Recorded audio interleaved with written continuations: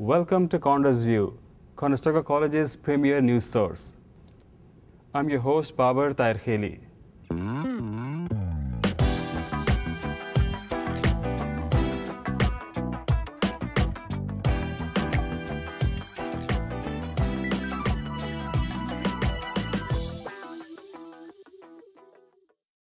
Hey media students, chin up. The economy is improving and so is the broadcast industry. Our own Mariam Zahid takes a look how things are shaping up. Network, build relationships, and hustle. This is the advice executive producer of CTV Olympics, Don Young, gives to new reporters. I think what I'm going to do is I'm going to apply for jobs like at CTV or Global or something. When I was at my internship in A-Channel, they told me that you have to get out there. You have to hand out resumes, you have to make the phone calls, you have to phone people, you have to send out the emails. So if you want a job in broadcasting, it won't come to you on a silver platter, but there are jobs out there. These are all good examples of applying for work in a traditional way, but Young says this is the most exciting time for journalists he's ever seen. I think the job market is terrific. I think this is a great time to be doing what you're doing, and I think there's more opportunities and more open doors than there's ever been before. Young recently hired over 1,000 freelancers to cover the 2010 Vancouver Olympics, although some faced work they wouldn't normally do. The freelancers of the Games are doing everything from escorting athletes for their P tests to helping with carry tapes. But others got the opportunity to do something great. We have about 50 people logging. So as we record all those events, somebody has to input all that data onto a big server. And we hired shooters, outside shooters and sound people. So we have about 30 different crews, and about half of those were freelancers. The tough economic times reduced the number of reporters and created very little hope for work in the broadcasting field. But Young is confident that with a little luck and a lot of effort, media graduates can make it far. Mariam Zahid, Conestoga College News, Kitchener. Sunny skies and above seasonal temperatures have people putting away their shovels and hanging up their winter jackets. Lori Owen has the details. For the past 2 weeks, there's been nothing in the sky but sun. This warm weather has people thinking that summer may be coming sooner than planned. Loving it. I'm liking it. So, it's good. I'm loving it. It's beautiful. Sunny, warm, snow's melting. I hate snow, so that's a good thing. It's beautiful, sunny. I'm in a t-shirt right now in the middle of March. What can I say? The weather has been so nice for the past few days that the temperatures have been reaching highs between 9 degrees and 12 degrees. The average daily temperature for the month of March is usually around 3 degrees. The geese are returning, flowers are starting to bloom, but is this weather expected to last? Dr. Frank Seglinix of the Waterloo Hydrology Lab in Waterloo gives us an inside look at the weather for March. Well, March is a funny part of the year where it's really a battle between the winter weather and summer weather.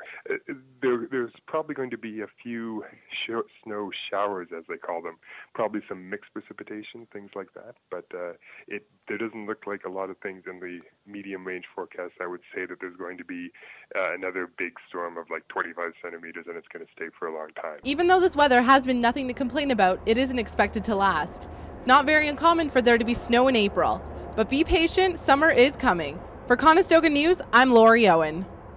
Conestoga College at night is a world that majority of the students don't get to see. What happens around here when the sun goes down? Ian Dole takes a look. It's a world that most students never get to see.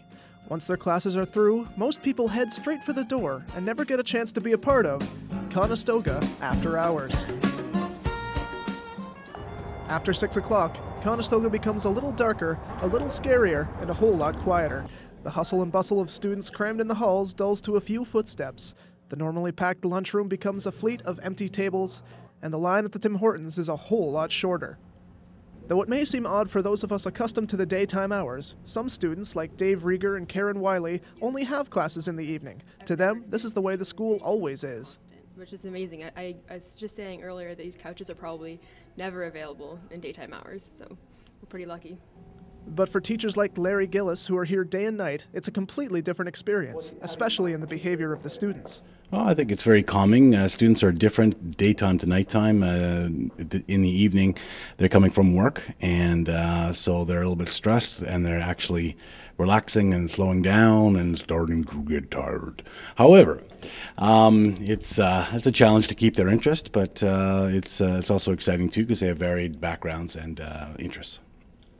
Besides residents and faculty, there are many people at Conestoga working their late-night jobs, from janitorial staff cleaning up our daytime messes to the late-night DJs at CJIQ making sure there's always something on the airwaves. Kate Carty is one such DJ and enjoys the quiet of the school at night, but is very glad she doesn't have to actually attend any of the late-night classes.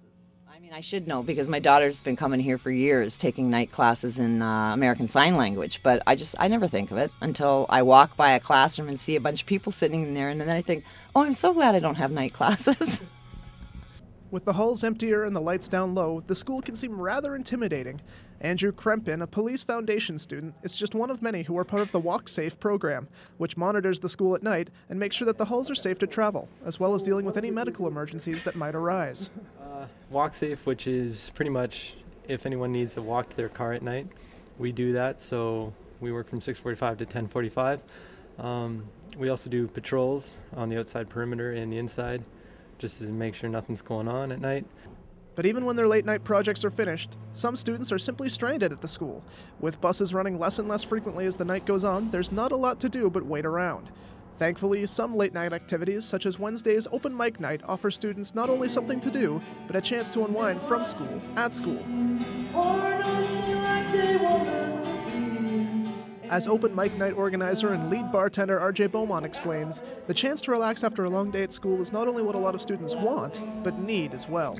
Well, the students have been asking for a bar night, and so we picked Wednesday nights because there's not as much going on, and it's kind of the hump day sort of thing. So we picked 7 to 11 because it really isn't that late of a night, whereas if we were like a regular bar and went from 9 till midnight, you're starting to push things. So we try to keep it an early night, but at the same time allow students to have a bar night and have that release from studying. Aside for the occasional snow day, fire drill, or bomb threat, the doors of Conestoga College are always open to the students that need them. And though it may not seem like there's a whole lot going on around here after hours, this reporter, for one, is glad to know that he'll always have a place to work when a project is overdue. For Condor's View, I'm Ian Doyle. In hopes of making our experience at college and everyday lives better, Tom Tibet provides us some insight on how our choices can affect the community. College can attend the Connect Leadership Workshop Series. The workshops emphasize on how to leave a positive impact. The Connect Leadership Series is really about that everyone leads through their everyday actions. So we developed the series over the course of last year with the support of an advisory committee that had students, faculty, support staff, administration, alumni, and everyone came together to look at what do we want leadership to look like here at Conestoga College. And what we decided is that here at Conestoga, we don't define leadership as a position or a role. Leadership is a process. It's what you do in your daily life. All the workshops are designed to be interactive and hands-on. The workshop is organized under 3 themes: connect with yourself, connect with others, and connect with your community. After doing the complete 7 courses, they get a really good understanding of what leadership means, and I guess an eye-opening experience of what things they can do on campus in their own community. And it really defines that leaders aren't just those extroverted personalities, that there's a leader in all of us, and I think that's what this program is really all about. Workshop develops leadership skills to help participate in a rapidly changing world. We wanted to open up opportunities for all Conestoga students to be able to look at their potential, see that they are leaders, and help them to further develop their leadership skills. For Conestoga College, I'm Tom Tabai. That's it for our show this week. I have been your host, Babar Tair Kheli. We'll see you next time.